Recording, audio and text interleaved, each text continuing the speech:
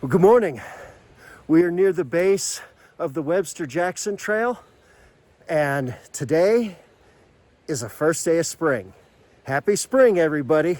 Time to start a new list. I got 19 summits that I need to knock out this spring, and Jackson is going to be number one. So, you ready to do this, Greg? You ready? Yeah, go for it. Let's do this.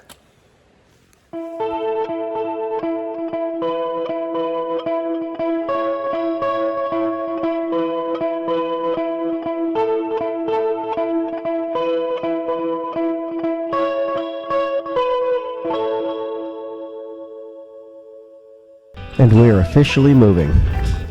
First full day of spring, and while the valleys and the southlands might be thinking about green grass, up here in the Crawford Notch, it's all about the iron staircase. We started at the base of the Webster-Jackson Trail with temps in the low 20s, meaning that all that midweek melt has frozen into rock-solid monorail.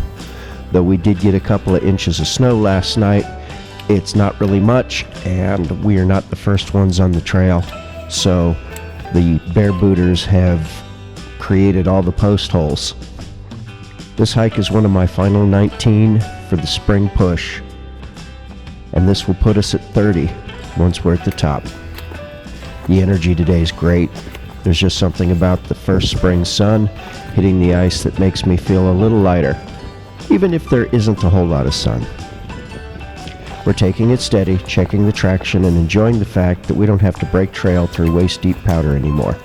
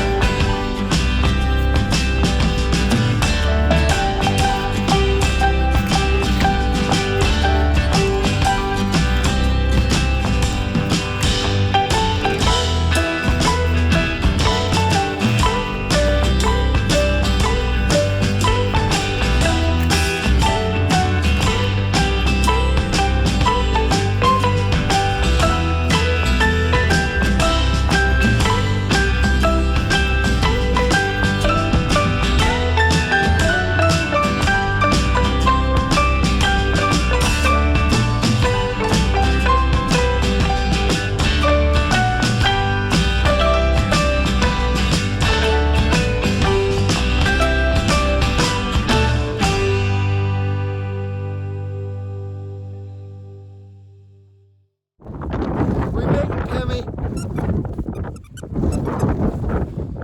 They probably can't hear us because of the wind. Where's Greg? He had to stop. He's just a little ways down the trail. As soon as I'm done here, I'm going to head back down, and we're both going to head down. Greg decided the grade was just too much for him. His legs didn't have it in him. But we made it. First summit of spring. I'm excited too, Pemi. Of course, that's not the actual summit, but that's the side. Summit's on this side. Let's go do it. Let's touch the summit, buddy. Let's touch the summit, Karen. We're there. We did it. We did it, man. There's the summit, Karen. We did it. We did it. So the summit push looked a little different today. About 200 meters shy of the top, Greg made the veteran call. His legs were hitting that 70% mark, and looking at the technical icy scramble of the final stretch, he decided to save his energy for a safe descent. In the whites, knowing when to hold them is just as important as knowing when to push. I scorched the last little bit to grab the summit tag and get some footage with Pemi, but Greg 100% made the right choice. Safety isn't just a buzzword. It's how we make sure that we're out here again next week. All right, so we're at a decision point here. That way is the main trail. This way is the Webster Cliff Trail, and I've been told there's a beautiful waterfall. You want to go see the beautiful waterfall? Heck yeah. Let's go see a beautiful waterfall.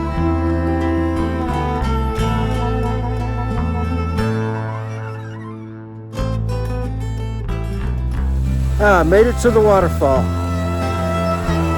Greg was struggling with some of the icy descents, so he hasn't got down here yet and may have stopped. I'll head back up, but this is pretty. This is gorgeous. Nice. I'm glad I made the short side trek. And you can see the water crossing's pretty easy if you wanted to go get Mount Webster. But the steep up on the other side of that looks kind of tricky.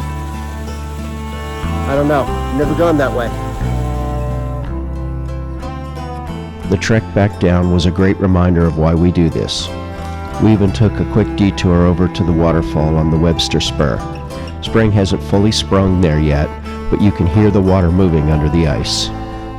Overall, Mount Jackson was the perfect season opener.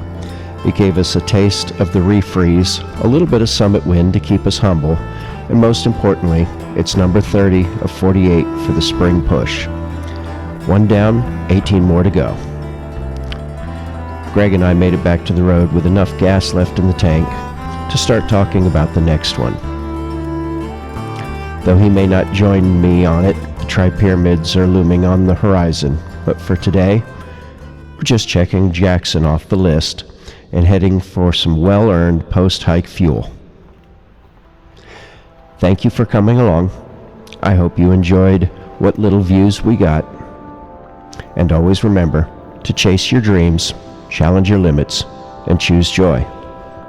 Azimuth out.